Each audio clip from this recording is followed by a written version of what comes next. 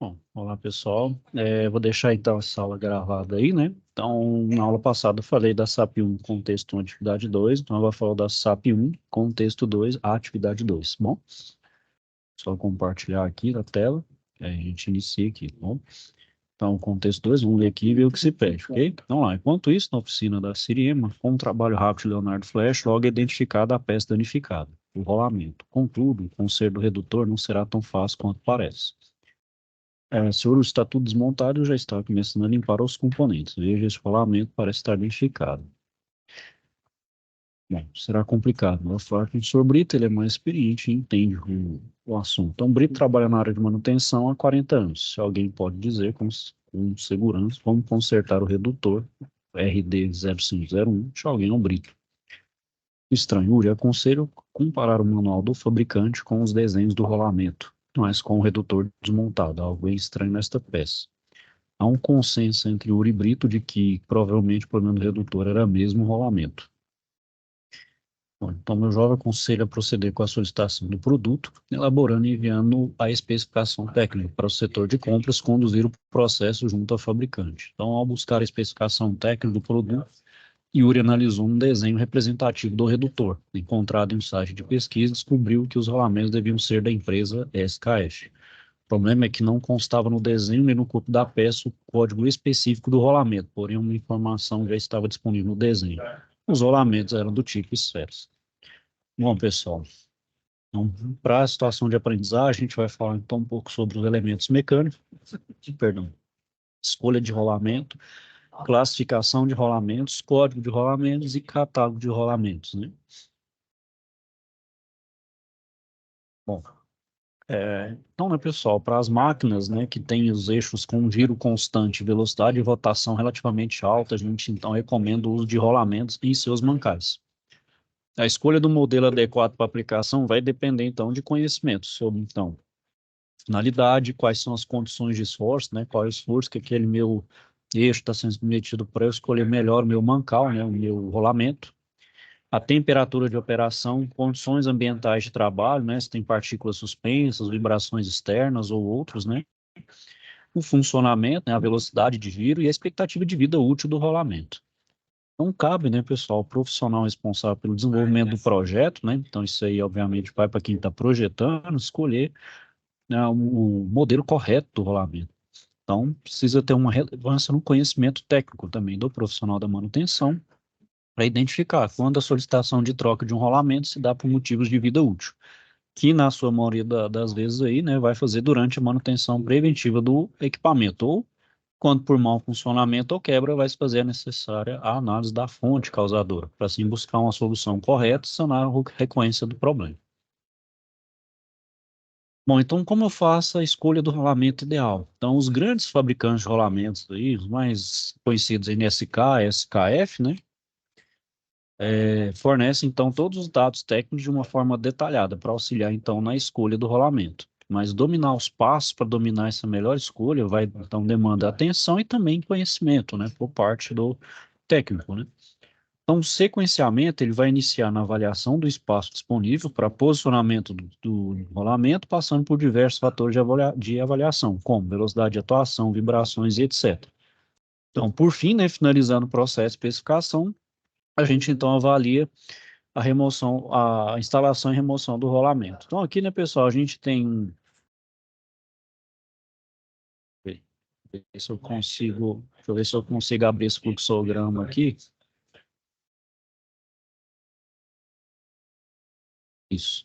Bom, então, o primeiro passo que a gente precisa ter, né, pessoal, é saber sobre o desempenho e as condições requeridas ao rolamento, condições de operação e meio e dimensões do espaço para esse rolamento, ou seja, as condições básicas para eu fazer uma escolha inicial do meu rolamento. Então, para isso, eu vou fazer a avaliação do tipo de rolamento. Então, qual é o espaço permissível para esse rolamento, qual a intensidade e direção da carga, né? Se é uma carga puramente axial ou puramente radial, ou se tem combinação das duas. Vibração e choque, né? Se tem uma máquina que é de impacto, se ela gera impacto, se ela também tem vibração também presente. Velocidade de rotação e limite de rotação, né? Ou seja, qual é a velocidade de constante, qual é o máximo que essa máquina atinge, para eu poder também fazer esse dimensionamento correto. O desalinhamento dos anéis interno e externo, talvez para usar aí um rolamento autocompensador, né? Então vai depender. A fixação na direção axial e disposição, a dificuldade na instalação e remoção, se tem presença de ruído e torque, a rigidez e também disponibilidade e custo, né? Feito isso, então, eu vou para o próximo passo, que eu defino o tipo e a disposição, então, do meu rolamento. Definir, então, eu vou avaliar, então, as dimensões do rolamento, vou verificar a máquina e a vida de projeto, ou seja, então vou verificar isso a partir do projeto original da minha máquina, vou verificar então que essa relação à carga estática e dinâmica equivalente da minha máquina, para poder verificar então qual o rolamento escolher, a velocidade de rotação, um coeficiente de carga estática permissível, que isso também é determinado em projeto e também é de acordo com o rolamento, e a carga axial permissível. Aí, supondo um exemplo, se ele é um rolamento de rolo cilíndrico, ou seja, que ele só aguenta carga puramente radial, né? Ou, perdão, axial. Feito isso, então agora eu faço a definição das dimensões do rolamento. Então agora eu vou avaliar a precisão, né? Então eu vou fazer precisão de giro, a alta rotação e a variação de torque também. Feita essa etapa, eu passo para a próxima, que eu vou definir a classe de precisão do meu rolamento, que aí então eu vou fazer uma avaliação da folga interna no meu mancal. Então, com isso eu faço um ajuste. Então, dentro do ajuste, eu tenho um adendo aqui. Para definir o ajuste, né, então eu vou definir pelas condições de giro, intensidade e natureza da carga, as condições de temperatura, o material, dimensão e a precisão, aí tanto do meu eixo, principalmente aí do meu eixo, né, qual vai ser submetido ao meu rolamento. Então, além do ajuste, eu vou verificar também a diferença de temperatura entre o anel externo e interno, né, para não ter essa diferença muito grande, para não ter questão de dilatação e outras interferências, principalmente proveniente de atrito e de temperatura, a velocidade de rotação, o desalinhamento entre o anel interno e externo e a intensidade de pré-carga. Com isso, então, né, pessoal, eu defino, então, a minha folga interna. Com a folga interna, eu vou variar a minha gaiola, a gaiola do meu rolamento. Então, qual é a velocidade de rotação e presença de ruído. Faço, então, com isso, agora o próximo passo é definir o tipo e o meu material da gaiola, né? Então, do próximo passo é definir o material especial de estabilização dimensional, tratamento superficial, etc. Ou seja, se eu tenho algo a mais ali para poder, um critério a mais para poder, então, fazer a escolha do rolamento. Então, aí é uma avaliação de especificações especiais. Então, seria temperatura de utilização, um ambiente mais extremo, como presença de maresia, vácuo, gás e produtos químicos, para com isso também fazer uma aperfeiçoação da lubrificação. Então, agora eu vou avaliar agora o meu método de lubrificação desse meu rolamento. Qual que é a temperatura de utilização, velocidade de rotação, o método de lubrificação, como é o sistema de vedação e a manutenção e inspeção. O próximo passo é definir, então, definição do método de lubrificação, lubrificante e sistema de vedação. Então, aí eu vou avaliação de instalação e remoção, qual é a sequência de instalação e remoção, os dispositivos e as dimensões de imposto. Com isso, também eu defino então, definido as dimensões de imposto e o método de instalação e remoção, então eu faço agora a especificação final do meu rolamento e os conjugados, né, aquilo que vem de acessório junto ao meu rolamento. Então, se vocês observarem aqui, né, pessoal, tem toda uma tabela aí, né, um fluxograma aí bem criterioso para determinar um rolamento. Então, não é simples, não é tão óbvio e tão simples assim, vai depender então de muitos fatores, muitas variáveis. Isso, então, fazendo esse fluxograma da forma correta, seguindo ele à risca, a gente então garante uma boa escolha do meu rolamento. Então, isso vai dar uma boa vida útil tanto para o meu próprio rolamento que eu escolhi, também para o meu eixo, que vai estar sendo submetido ali, conforme as condições ali de projeto. Então, isso vai estar, então, uma vida útil bem prolongada, vamos dizer assim, quase infinito, né? Bom, então, como se dá essa classificação de rolamentos? Então, vai depender somente da aplicação, também pois existe a necessidade do completo entendimento das forças atuantes e condições de funcionamento a qual o rolamento vai ser submetido. Né? Então, a gente tem um exemplo aí da NSK, deixa eu ver se esse aqui abre. Você abre aqui, pessoal, a descompacta, que tem, ó, então, por exemplo, esse aqui é da NSK, ó. Então, lá, ó, tem a capacidade da carga, se ela é radial, se é axial, se é combinada, aí os diferentes tipos, né? Aí vai verificar se ela é adequada ou não, tá vendo? Ó? Então, pelas legendas aqui dos emojis aqui, dá para saber se é aquela para aplicação, por exemplo, de alta pressão, um fixo de uma carreira de esferas, ela é uma boa aplicação. Para uma carga combinada, é regular. Por exemplo, se for um tipo magneto, ela para uma carga axial, já não é tão bom, ou seja, vai depender aqui. Para as outras partes aqui, por exemplo, a ação de compensação, ele é aplicável. Quando é um amarelinho, por exemplo, ó, rolamento do lado livre, é aplicável, porém deve permitir a fuga da dilatação, contração do eixo, ou seja, esse amarelo é um aviso, porém ele vai ter que ter algumas restrições aí, algumas condições, ok? Então isso vai depender então de fabricante para fabricante, né? Esse aqui é um exemplo da NSK, né?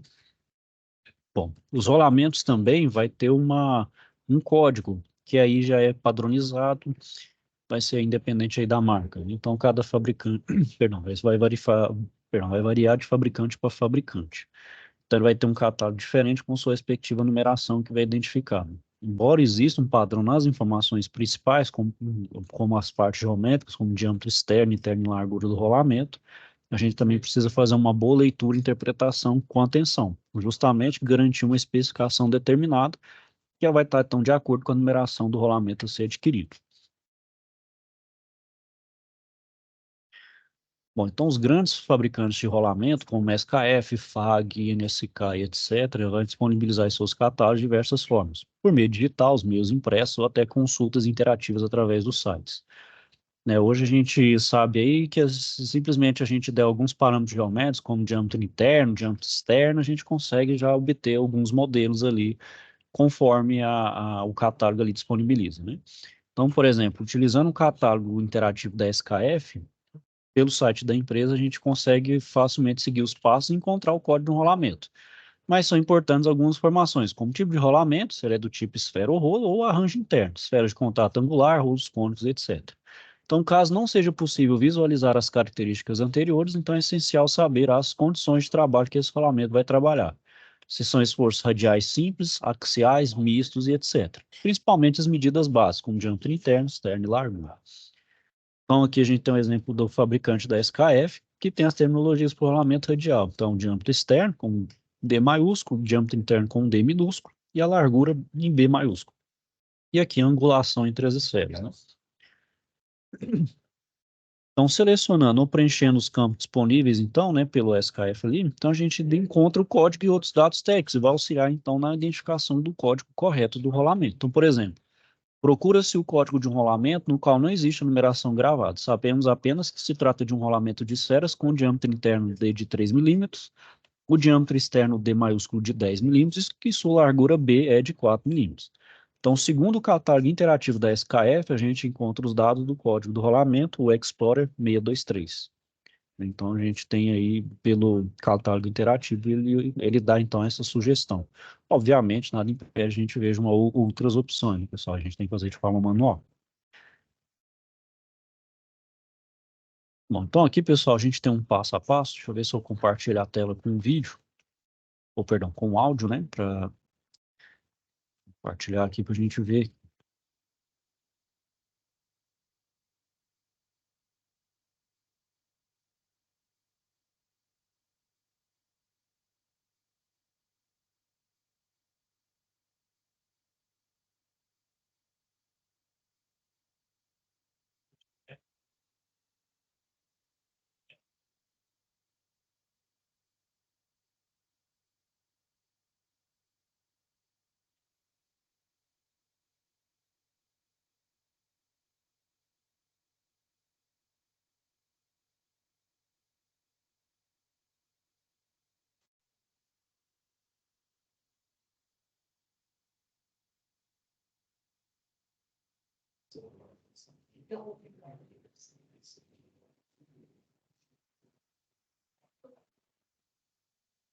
Bom, então aí, né, pessoal, é um exemplo de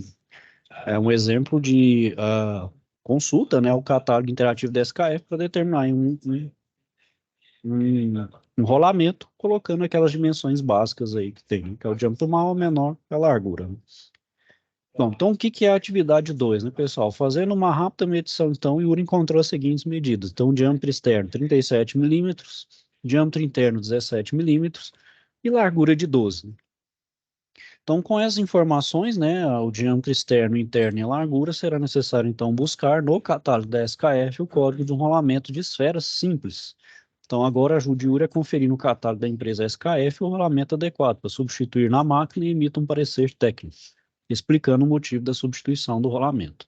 Então, atente-se para a codificação e a nomenclatura do rolamento. Bom, então, né, pessoal, o que que vocês vão fazer? Entrar no site ali, no catálogo da SKF interativo, colocar essas medidas e ver qual que é o rolamento ali que a SKF vai recomendar ali. Então, vocês vão colocar a codificação e a nomenclatura desse rolamento, ok? Só colocar a resposta na folha e fazer o envio, ok? Caso tenha alguma dúvida, então, pessoal, não deixe de procurar, ok? Para ajudar vocês em for necessário, for preciso. Então, é isso aí. Vou desejar a todos, então, uma boa noite. Fiquem, então, todos com Deus e até a próxima.